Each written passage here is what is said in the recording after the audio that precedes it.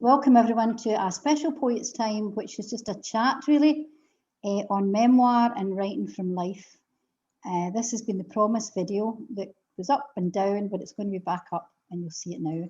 And this is just my friend, the wonderful poet Donna Campbell and I talking about, trying to put some aspects of our life down in paper.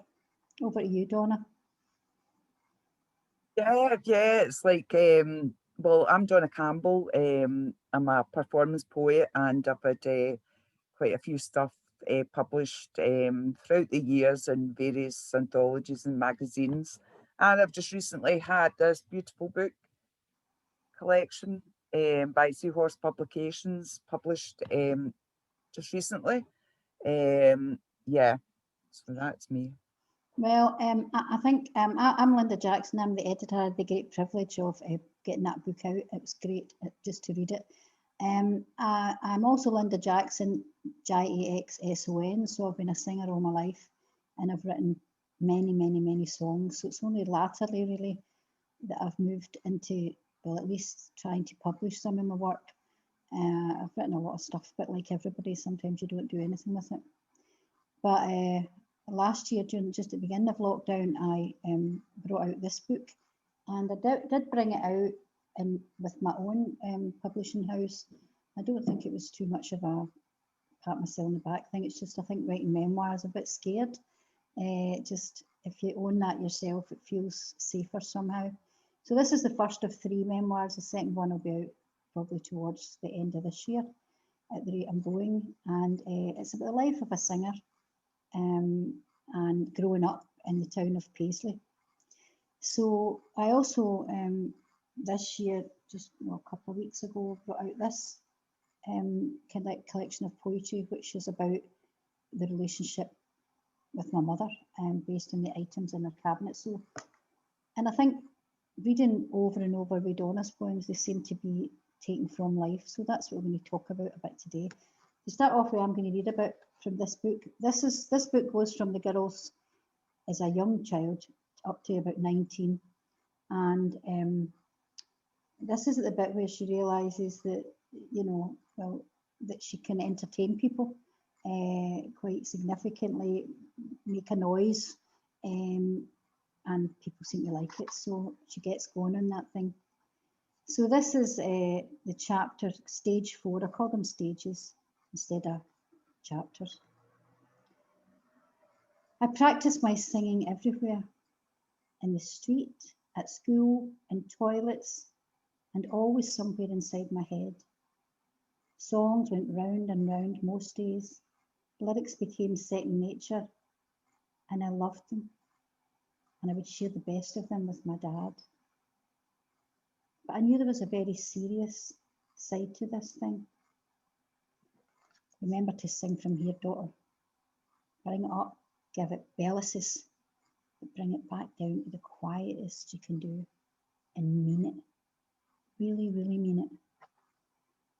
It's quite a big ask for a wee girl, or a young teenager. But I knew it was important. I watched that mouth of his move and telling me things, and I could feel the significance for him. But mine, don't get carried away with yourself. And now I think how many times I've been carried away with myself, literally and emotionally, in ambulances, on stages, and by beautiful men. But most of all by the songs. It was enlightening to watch him, my father at Hogmanay. What a singer. He would get perfectly lost in a song, and I could feel myself enthralled, thinking about the lyrics and thinking about all of us sharing this moment, watching and falling into him. Like most people, different families, different people had their song that they would do. Some needed a bit more of the other before they would do it. Years later, I'd watch similar crutches for band members. A drummer I knew once who injected heroin before every major gig. We held the saving life for him that wasn't what he was doing in the toilet, but we all knew. Mum's song of the night after a few took longer for her to get to. She was surprisingly shy, my mum, and I'd be falling over exhausted behind the curtain in my bed recess, just waiting with my eyes nipping, trying to hear her singing. I have often walked down the street before, but the pavement always stayed beneath my feet before. She would always have her eyes shut or look high up in the kitchen, up in the corner, a corner high up in the room. Before I realised this was just a coping strategy of hers, I used to twist my neck up and try to see who it was up there, who could be a dressee for this song. Before I would fall asleep, squashed close into my brother. I'd imagine it was for my dead uncle, who used to bring her stockings from the Navy. I'd imagine him on the Pacific Sea of blue in a boat piled high up with perfume and stockings, all for my mum. I could see the boat through the smoke in that wee living room. I could see the boat high in the cornicing of the living room. George, her brother and her hero, lost off the coast of Australia, drowned in the madness of war. Really powerful, that drowned in the madness of war. Just that last day, and that's a perfect place to kind of end that what you're saying. But it's very obvious there was a lot of music in your family, and your dad especially encouraging and teaching you as well how to sing. Yeah, That's what I love, and I love as well about all through the book. There's that rhythm of songs, and you can't. And when I read the book, your book, when I came to this, I couldn't help but sing them, and I think that really that it really engaged me as well with your story, because that it created its own memories for me as well. What was the motivation to write a series of memoirs for you? well, I think I have always been a kind of a storyteller, in company and all that. And for many years, people would say, "Why don't you write some of that down?" And I always kept diaries. I was lucky as a wee girl. The wee ones with the locks when you're wee, and then up and up and up, and I've still got them. So, and our lives are so rich, there's characters, really rich characters in our lives. Settings didn't change that much, but the weather did, and the way people behaved in it. And I'm quite interested in social anthropology, and I think we've all got our own stories to tell. And in telling yours, it's not just yours, you're telling a lifestyle, I think, of a particular class at a particular time, So I think it's less to do with the me thing and just to try and share some of the things that happened or might have happened to you as far as you can remember. I think that's what's so great about memoir is you're telling other people's stories, because I could totally relate to everything, in the book, because that was my kind of life as well. And people all coming round and parties, and although that didn't really happen in my house, but it happened in my friends' houses and that, and it was great. Can you say something a wee bit about like fact and fiction in memoir writing? Well, I mean, I think we try to, even though you're taking it for diaries, even though you select to write in the diaries already, probably a wee bit of a lie. You don't mean it to be a lie, but as you remember things and write it down, I'm not quite sure there's that many facts anyway, because I feel quite strongly like I was quite influenced by the philosopher David Hume, who used to say we only think as far as the emotions allow, as far as the passions will allow. So I think it's a great quote, and I think we paint what happened in a situation with their own colours, and I think these colours are related to the emotional impact that situation had in you. So, and I think that's what I have really done. I've got a novel just now that I'm working on as well. and they say write from what you know. So, you know, you write from what you know and then take it somewhere else. But the memoir is still probably a relative truth, insofar as, you know, you can only remember what you think you remember. You take a few people in a room, and who's going to tell you what happened for sure? You know, and anyway, as writers, we're liars. You know, we tell stories, and that's it. And embellishments and focusing on the things that are important and leaving things out. I was quite keen to get some of the cultural scenarios for this book, family scenarios, the kind of, not poverty, but relative poverty and relationships, and these things were important. So you're leaving out an awful lot. You know, you've got to leave out things that happened. And someone else writing that memoir, one of my brothers, for example, might have written something very different for the same occasion, you know. Definitely. 'Cause like said before, it's like you've got different people and you're all looking at something happening there in the middle, but everybody's impression or memory of that will be totally different. So it's like, so what is the truth? The truth is like Nothing. multi-dynamic. It's Yeah. like, yeah, we can't really tell the truth. And what you said before about, because when I think back on things, it's like it is with an emotional kind of barometer that reminds me of these memories. Yeah, the actual physical memories. And do But you whether think they're that true or feeds in? Does that feed into the poetry you write as well? Obviously, what you select to write. I'm hoping we can maybe hear a wee couple of your poems now. And I know that you write from your life and not.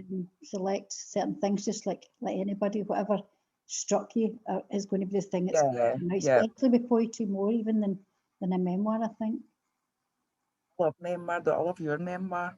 Thank you. But I'll read yeah, a couple of poems. I'm gonna this is based on like an emotional memory. Yeah, yeah. It's called My Father's Father. A labyrinth of spidery blood vessels bled their way through a stretch of skin from ear to ear, from cheek to chin. I'd never noticed him so much as I did before. Watching him sleep in a stuffed up chair he would have me sit at while he did story. I wanted I wanted to touch his face, see if I could move the spiders to run and scurry underneath his cobweb of sleep, but I was terrified. Somehow I would disturb him and he'd never sleep again like that, just dozing for a bit in the midday sun with his hand in the head of a child sitting quietly at his side. So that's my father's father. And I love that when people say like they don't say their grandpa or their grand and that. It's like my father's father. It humanizes people. It's like it's a human, but also as well, it's that whole idea of being. I just there's something Seems to about distance it a wee bit instead of saying my grandfather. that. It's my dad's dad. It distances it away Uh-huh. from you, but it makes them closer. It reminds you Yeah, it's yeah. his dad, you know. Definitely, definitely. So, oh, right, and this the second one that's called Saying Our Goodbyes. And this is about my mother and really about my sister as well. And my mum died in 2006, I think it was. So she had, we found a note tucked down the side, well, it was like a letter, yeah, down the side of our favourite chair, and it was addressed to all us kids. So, yeah. So it's called Saying Our Goodbyes. My mother had requested a full face of makeup in the note we found later, tucked tucked tight down the side of her favourite chair. No clothes were mentioned, so my sister and I wandered for a whole day round shops, no knowing how to feel nothing at all as we wrecked our brains for the right outfit to dress her in. I held clothes up to me, my wee sister too big for her mother's frame. Her eye perfunctorily scanned the clothes, had under my chin till we settled in cream brush cotton jammies.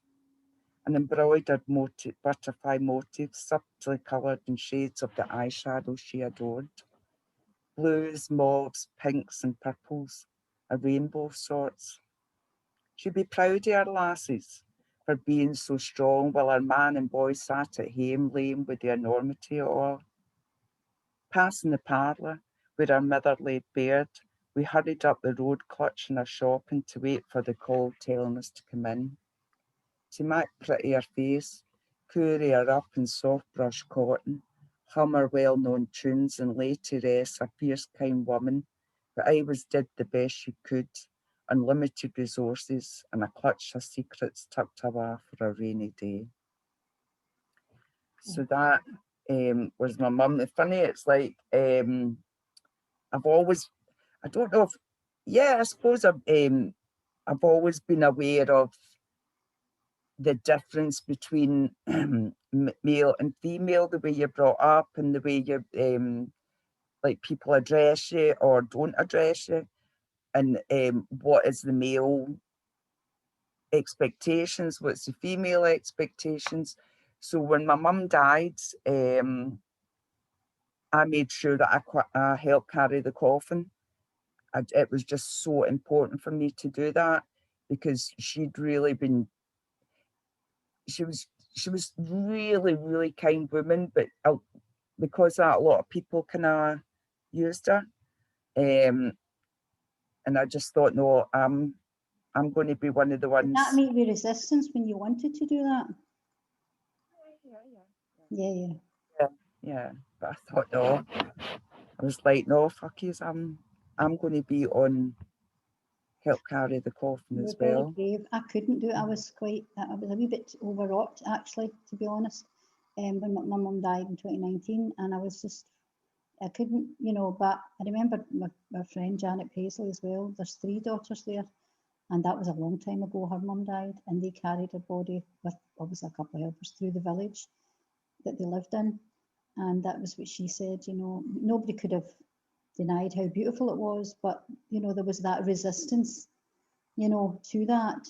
But I think it's a very emotional poem, that one, about, when you just pick her jammies to make her comfortable, but still managing the lipstick and makeup. I love that, the jammies, but she's made up. It's just, it's so intimate, really, and it's the most intimate probably you can ever be with a person. And the first poem you did, I've got the honour of having a wee grandson here, and I just see sometimes that closeness that children want to get for whatever reason, whether it's to protect, to touch, to love, to show their wee tenderness. There's a closeness they like to get, even if they're up on your knee. Sometimes it's not enough, there's a kind of nuzzling thing. It's really nice. So I love that, seeing that wee girl,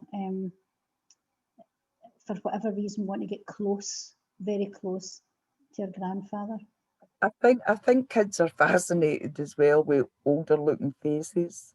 And I've seen me, like, I don't see, my daughter lives in China, so I really don't see her very often. But when she comes home, I can't stop staring at her. Oh, I just keep looking at her and looking at her face. And I think as well, when somebody's sleeping, there's a vulnerability there. And I think it's, which you don't often see, and it's that the guard's down and everything. So it's just yeah, watching somebody. it's a very nurturing thing, isn't it? They talk about the gaze, the female gaze with the baby, the Madonna and child Oh, looking down. uh-huh. But I think that kind of nurturing gaze is not just with babies. I think I really get that when if it's a relative, especially your own child, doesn't matter what age they are, it's that you can't take their eyes off, because you're just trying to catch all the years, aren't you? You're just trying to catch all the years of change on the face. Yeah. It's that, and because I've seen other like other people, you see them and you see them looking adoringly at someone, and you can just tell they adore them. And we take a lot, through the eyes, through that gaze. It's it's So important. I wanted to ask, do you have any limits on what you would talk about in your poetry? Because I feel when I was editing that, I sometimes felt, not that it shouldn't be there, but just this girl is given everything out here about her own foibles, her own mistakes, her own car crashes, whatever you want to call them. How do you feel about writing that kind of stuff? And what does it do for you health-wise, and what do you think it does for others?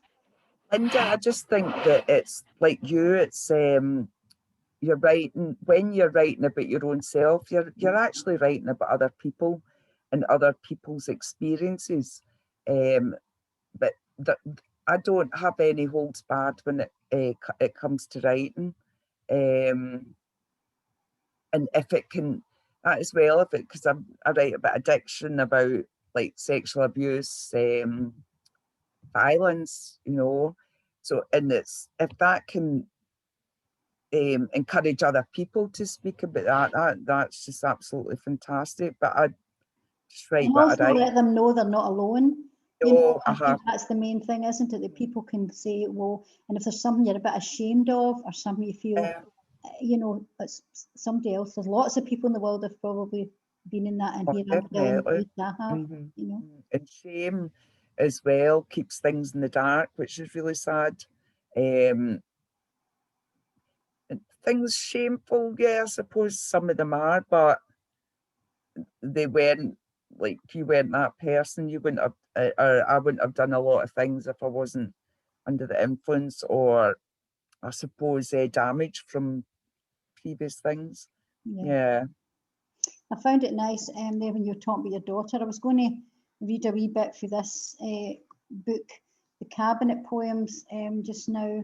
And my all of my family live in Australia, actually, without sounding like too sad, Sally.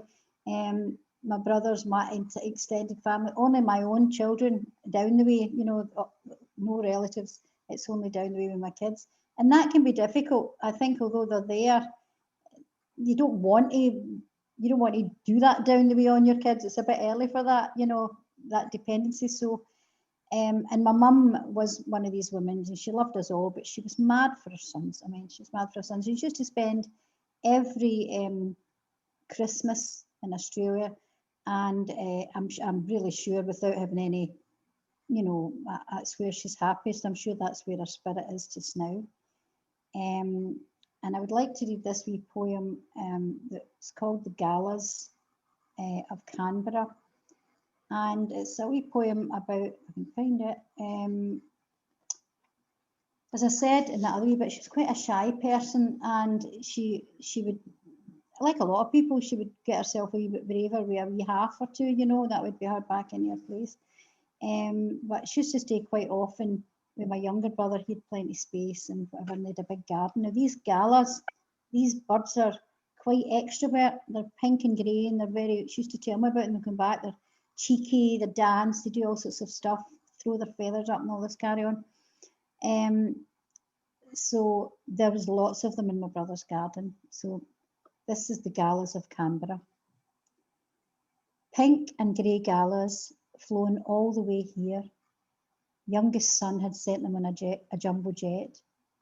He remembered how you watched them dance, entranced, while you smoked your cigarette in a Canberra garden. One looks angry and indignant. The other tries to keep his partner sweet, but they're trapped, painted onto bone china, abstracted from their vibrant nature. Signed by Eric Shepherd, who clearly loved these cockatiels, but Eric, they love to break the rules, flaunt their boisterous selves, mindlessly dance and sing, do anything but be on a cake plate. Bold and loud behaviour. Mum, you watched it all. There in the garden into nightfall as your tumbler filled and the shyness left.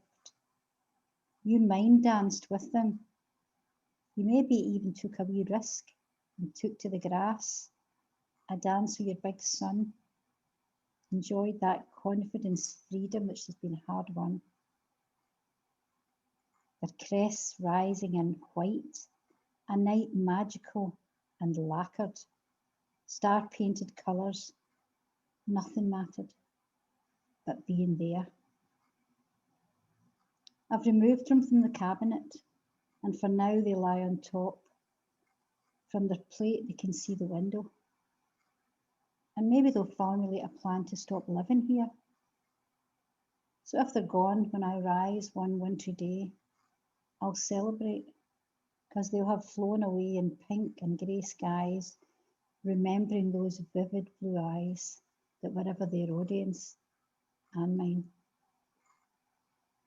They'll be gone to be with your spirit, dancing and being in a Canberra garden.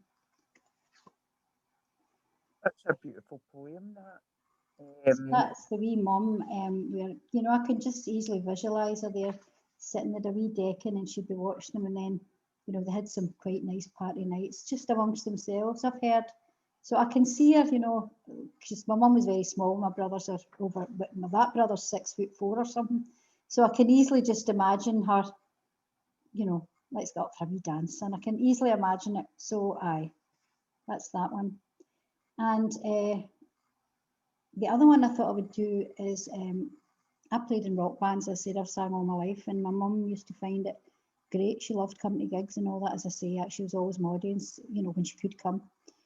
And she was quite chuffed, that's my lassie, that kind of thing. Didn't really like me studying very much, strangely. It was quite an odd kind of thing, but she was a great ally, my mum. When I needed an ally, she was always there, and things that people would never imagine a mother would be an ally for, but she was. And my husband and I moved into we finally managed to move into a kind of decent street. You know, we get the kids very young and all that. So we moved into Greenlow Avenue in Paisley, which was, for those in those at that time, we thought we'd arrived. So this is Greenlaw Advice and the Bell.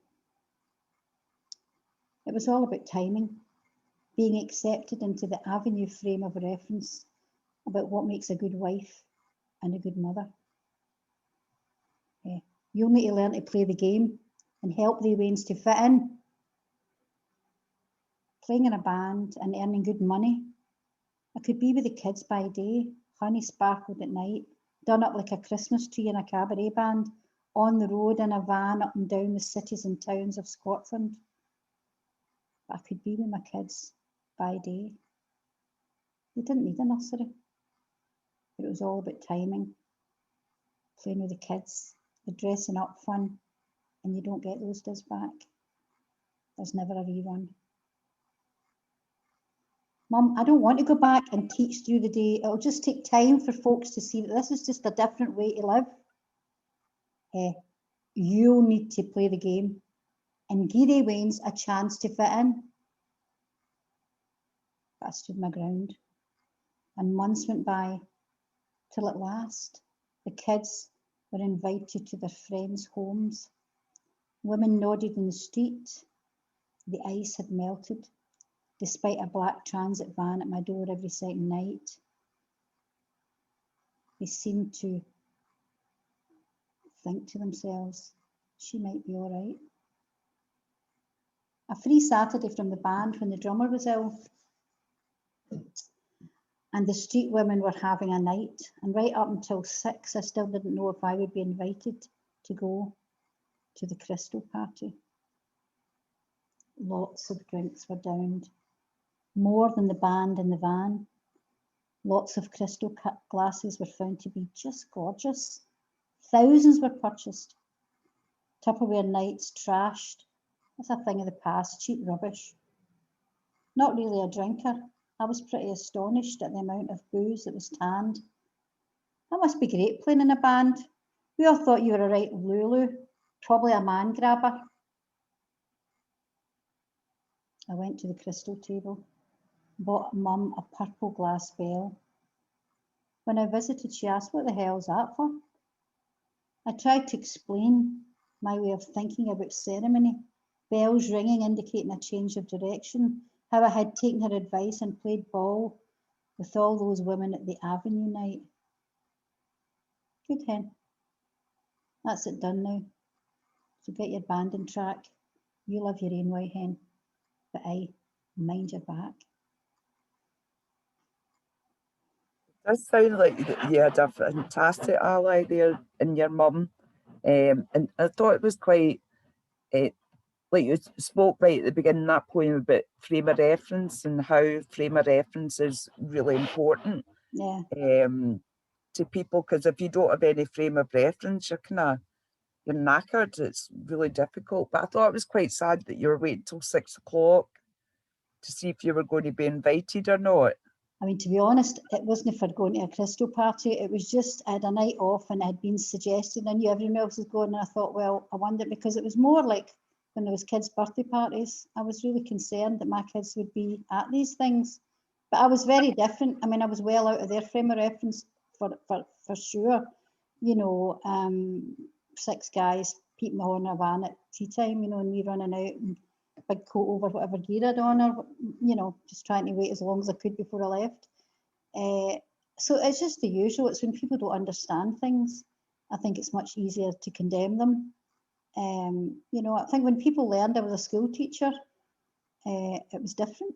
You know, once that get out somewhere that she's actually was teaching in the local primary school at one time, and you know, it changed everything. It never changed everything. It was hard. It was a hard one time, and I frankly wasn't that bothered. But I was much more concerned that About my the kids. kids, Yeah, definitely. absolutely. Because it, like, there's stereotyping in there as well, that you're, you know, or you're a Lulu, like above yourself, or a man grabber. It's like, no, these stereotypes, when in actual fact, when they got to know you, it was like, it just wasn't like that. But I know what you mean about, and what your mum said about the kids fitting in. Yeah, Is it's that, very important, and I think when my kids hated going to nurseries, they hated it, you know, and I'm good fun with kids. I'm natural infantile brain, so I'll dive about the floor and play with them. All the dressing up clothes we had were like my Sparta gear for gigs, so all the kids loved it, you know, they'd all be done up with boob tubes and all sorts of mad shit. But the thing is, they were crying, you know, especially my youngest, my oldest son, the youngest one of the 2 at the time. He would cry at nursery. He would cry when I went then to change to a childminder. He just didn't like it, and some kids don't. And I'm going to teach other people's children, leaving mine screaming as I walk away. I thought, I'm not doing that. And everybody was saying, oh, he'll go over it, but it took months. And the wee young girl in the nursery, who was a kind of just learning, it was her that said to me once quietly in the courtroom, he's been crying the whole time, and she whispered it and ran away, because I think the whole thing is they've got to keep that going, you know, as long as they can, for your sake, you know, to try and let you get your job done and go to work. But the wee girl said to me, he's been crying the whole time, and he just looked sitting there with his coat on when I arrived, the way he did when I left him. And I thought, I'm not doing this. I can earn more money singing at night, and it wasn't the kind of band I wanted to be in either at the time, because bands that earn money are not always the kind of band you want to be in. yeah, But I earned more money than I did as a teacher in the cabaret show band and stuff. Go back to the poem about your mum in the Canberra garden, as well, and it was, no, you're talking, it was like that juxtaposition between these really flamboyant birds, and they show off and they do all these things, and then the artists kind of putting them down a plate and kind of memorializing them on this plate where they're stuck in time. And but were you saying that, you know, you wonder if they'll fly away? What was the push to write this based on you and your mum's relationship? Well, she died, as I say, a couple of years ago, and I had the good opportunity to stay with her. It was hard work and hard emotionally, but you know, for the last maybe 4 or 5 weeks of her life. And we had her ups and downs. I mean, I think as we talked about that gender relations, there is a kind of thing about mothers and daughters. There's the legend books been written about that, you know, and it was important for me in some way to pull the best of that together. And that cabinet that I've got there over there, it's not the kind of thing I would have in my house, but no, I love it. And it's all her things. And we did a lot of traveling. I would take it. She did a lot of traveling to Australia. My daughter was attached to Andalusia in Spain, so she was always there. So she wasn't a wee woman sitting in the house or anything like that. And she loved it. She loved that, you know, seeing her neighbours. It was as if she'd arrived, you know, when she could say, that's me just back from Spain, and that, you know, and she was dead chuffed about it. And then all these items we would buy. So I kind of, it was just out of love, really. It was really done out of love for her, and to kind of try and grapple with a few things, mother and daughter relationships in general, and mine, you know, mine and hers through these items in there. So I feel I feel happy it's done. And all the Australians have enjoyed it as well. You know, they're all over there and they're reading it. So. Think there's any moral issues when, like, say, when you're writing about your mum and about someone else's story? Yeah, I What mean do you that's the think about difference. I that? think when I'm reading your poems, most of your poems are very focused on your own experience. You know, so that's the way because it's up to you what you say. Maybe your kids. Sometimes you worry what your kids think about their mum writing that stuff, and I know my children have some reservations about, you know, the memoirs and stuff like that. You know, they're okay now with it, but at first they were, Mum, do you want to do this? You know, it's quite an exposing thing to do. So when you write about someone else like this, as I say, my mum was a shy woman. So I think there is a bit of a moral dilemma there, you know. I think Aoife Lyle, great poet, actually at the launch of that book asked me, would you have written it the same if your mum was still alive? And I answered, I wouldn't have dared written it when my mum was still alive, you know. But so I don't think that there's nothing in there. There's some things that I think are realistically showing my mum how she was. You know, she was, as I've often said, if you were yourself with an army coming towards you, if my mum was on your side, the army can, you feel nothing. But if my mum was coming towards you, you have to run, you know, and be really good at it. I ran the 100 metres from my school, and there's a reason for that. But I think there are some moral issues, and I think you have to grapple through with them. There's some things in that were taken out of that book, and there were some other poems that I thought no. And as we know, even in this is the second time we've done this, and it was me that pulled the first one because I felt even there I was, you know, making some sort of assumptions maybe or pop psychology on the rationale for my mum's behaviour. It's not my place to do that. But the cabinet poems, I think, are, you know, I don't feel any issue with anything that's in there and things like that. So. Well, definitely is. I just think the way that you've used the, like, the ornaments and that have been gathered through the years is like a metaphor, like metaphorically, and to look at you and your mum's relationship through it. And there's a lot of love comes through the book, which is lovely. Yeah. Thank you And but very much. there's a very, the idea of your relationship between the two of you comes through very clearly. Just in poems, it's beautiful. Really Thank you so beautiful much. book. So are Yeah. we going to hear some more of your poems now? Aye. Right. I'm going to do this one. It's in the past, and it's well, I've been in an abusive relationship in the past. I lived with somebody for 5 years, and when he was hitting me and things, I thought it was my fault, or that it was me that brought out this very strong emotions in him. Um, and then I was thinking about it later. I know how when people say in hindsight, that annoys me. Hindsight is useless, and we don't ever use it again. You know, hindsight is like, I hate it when I hear that, in hindsight. But anyway, so this is like dedicated to anybody that's going through domestic abuse. Um, yeah. So it's called In the Past. I thought about you last night, the red and the brown of your hair, the way you would stare when I spoke with old girlfriends over the phone, your eyes holding bags of anxiety beneath them, shadowed veins of blue.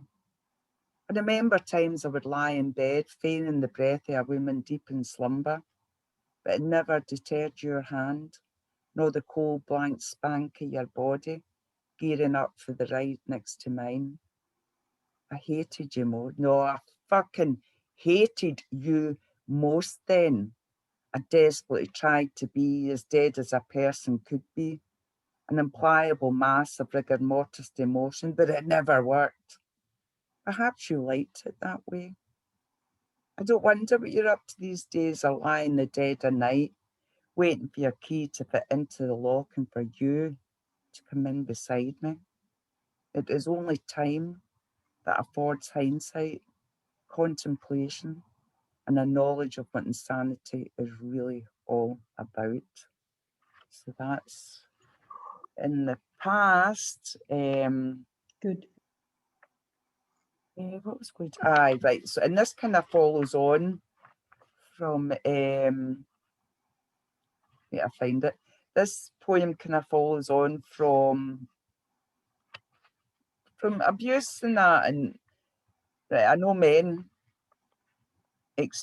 suffer domestic abuse, but it's more like that it'll be women that experience domestic abuse at the hands of a male partner. And if you're not brought up with that, but if you've experienced that, a lot of other things become acceptable. So this is called 14th of August 2001. He looked at me as though I was a piece of dog shit he'd just had the misfortune of standing in, while his battered hands still fresh in my face and the cold, damp concrete beneath me, and the statues of men statuesque in George Square looking down at me served no other purpose that night except to put me in my place and teach me a lesson. And it was strange. It was strange when Glasgow Smiles Better came into my head and kept playing like a needle stuck, stuck in an old records groove. So that was, I was attacked by a taxi driver, a black cab, when I was going home one night. And yeah, tell us the context of that. I remember you telling me about that. The context was a particular festival. I think that's... Yeah, I'd been to a festival called Lady Fest. It was it was alternative to like your usual girl bands or whatever. It was very raunchy and it was women. It was performance. It was women from all over the world that came to Glasgow. As part of this Lady Fest. There was activists. There was zine makers. There was all these amazing people. And it went on for 5 days in Glasgow. It happens all over the world every year in a different place. So I've been performing at that.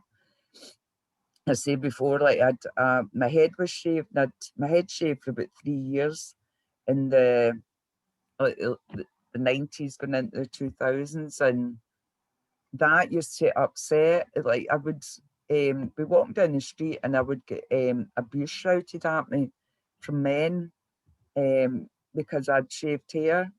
And I think as well, there was, I don't know, and that night in the time I had a shaved head and like I was kind of dressed white, quite far out as well because I've been performing. Yeah, and I think that was like a red rag for him. Rag for however this man was feeling. I think it threatens men's masculinity in some way, that you're not their expectations of what a woman should be, and if you're kind of not within that. So he took that further, didn't he? Actually pulled you out the taxi. Take me away in another direction from where I lived, and now there's like roadworks a lot in Glasgow, so it was taking me, it was about 2 a.m, so it was taking me in a totally different direction. And I said to him, is there roadworks or something? And he just literally slammed on his brakes. This was in George Square. There was nobody about. It was about 2 a.m, and it was during the week. Came right out, pulls me out. As he's pulling me out, it was like he battered me, and then I fell on the ground, and I was just like, I was just in a state of shock. But that as well, it was like that whole class thing and being a woman, and like when I was talking, looking at the men, you know, that you very rarely see statues of women. I mean, you just don't. It's always men. So that's what I felt. It was like I felt like I'd got too big for my boots, and that we'll show you. Just you get back in your place. You're sewing back into your place, Donna Campbell. Aye, get back into in your box. Aye, but you So didn't, that, thank God. yeah, so it was But a whole, that's a real shocker. I mean, what these two poems together, one in a very intimate, as intimate as you get, in a bed beside somebody, and then this one in a taxi. You know, you're inside something with someone who's going to do you harm for absolutely nothing. You know, and I think it's very graphic. Also, I thought it was amazing before you started that poem about, you know, the one about the guy in the bed beside you, when you said one of the things with men behaving like that is sometimes you think that their behaviour is because of, and they will tell you that as well, about how much they feel about you. And it makes you stay, you know, because you think, well, he needs me for whatever reason, and I'm overwhelming him, and that's what he's going to have to. I mean, I think that kind of thing has been fed through movies ad infinitum since the 40s to women, you know, and it doesn't always end up in these places, but you could see where it would end up in these places from that, you know, passive position or deferring position to patriarchy is basically what it is, you know. yeah, and I was thinking back as well to like music that we grew up, like songs we grew up with. And do you remember Mungo Jerry Mhm. in the summertime? So there's lyrics in that, and it says, if her daddy's rich, take her out for a meal. If her daddy's poor, just do what you feel. So you're kind of like there's lots of songs that have got these lyrics in them, and you're Especially growing up. now, especially now. And you're growing up with that, and you're internalizing that. What's goes, but that as well. But the taxi thing was, and I've heard a lot of women say this. It's like usually you think that you would feel or sense like your intuition or your gut feeling, and I didn't, and that upset me. And I've heard a lot of women say that they didn't see it coming. And that again, kind of blaming yourself for that. Well, I've I certainly should had have noticed that. I should have seen something. I've Yeah. had a few experiences, certainly one I was speaking to a friend of mine with recently, and that's exactly their response. I can't believe you've just said that. You know, I ran women's studies for years, know it all. That's what I'm saying, you can know it all. Reason only is as far as your passions allow, and if your passions at one time or your emotional selves has said, bury that, and then you bring it up in a conversation for whatever reason, and then you're regretting bringing it up, and you try and find ways around it by saying, oh, I know I should have known better. Fortunately, my friend immediately pointed out, listen to what you've just said. You're internalizing a situation where someone was massively out of order, you know, violently out of order, and you are kind of, because you didn't ever want to speak about that. That coming, I should have seen that coming. It's your fault. You should have seen that coming. I know. Yeah, well, I think it's very important that we're saying this now to any women out there. I also think it's important because I pick up my granddaughters, or I used to, from when they went to wee parties, kids' parties, and that, I can't even remember the song, the girl on the ball and chain, you know, the one she's half naked on a big Oh, ball. Miley Cyrus. Aye, her. Aye. And then the other one is doing a song, I remember the one with the red hair is doing a song about crawling about with a chain on her neck. Now this video at this kids' party, the kids were about 7 Oh, or was 9. it at the kids' party? You know how we used to go and hear the Monkeys at parties or the Beatles? Because they play pop music at the party, Uh-huh. the mums have had Uh-huh. a wee glass of tea or whatever. Uh-huh. But in this party, when I pick up my granddaughters, it was videos on a big huge screen. And I was just like, oh no, you know. Oh, no. But it's, you know, out the fashion, might be out the world, but actually when we talk about Mungo Jerry, that's nothing to what you can listen to now and say, Oh, I know. I And mean, it's that whole sexualization of like young girls. very You early. know, you've got places in town now where you they can go and get all done up and made up with their nails and that, like from any age. That no. I know. Anyway, we could, as ever, Donna, we could talk about this till doomsday. We're going to have a big walk and talk more about these feminist issues, which have been very prevalent, as you heard in these poems of Donna's, things that really women need to to take care and readdress and certainly not adopt the guilt. And as Donna said, there are men in domestic abuse situations, never to undermine that. There's lots of them. I'm afraid historically the numbers, are well positioned. And in a patriarchal thing outside of violence, there's lots of ways to be violent.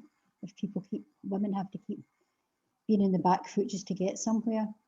Anyway, we could talk and talk, but I'd like to say thanks to Donna for being here. Thank you as well, Linda, for this is just really enjoyable, and it's always great talking with you because you're a very clever woman. I'm a very clever woman, and I've learned so much from you today, so let's not go there. But listen, thanks everybody for watching. Thank you. Us. And so memoir, writing from life, I think both of us agree that if somebody can, in fact, I remember reading from my Siren Awakes, and the first person that actually came up to it at the launch was Donna Campbell and said, see that wee bit there? I know that. And that was very brave of you reading it. So thanks for that, Missy. Okay, but it's a great sunny day, so we should get out and walk in it. And folks, thanks for watching, and I hope you enjoyed the readings and the wee chat from us today. So good afternoon from Scotland, Glasgow, and we'll see you soon. Bye. Bye. Bye. Bye.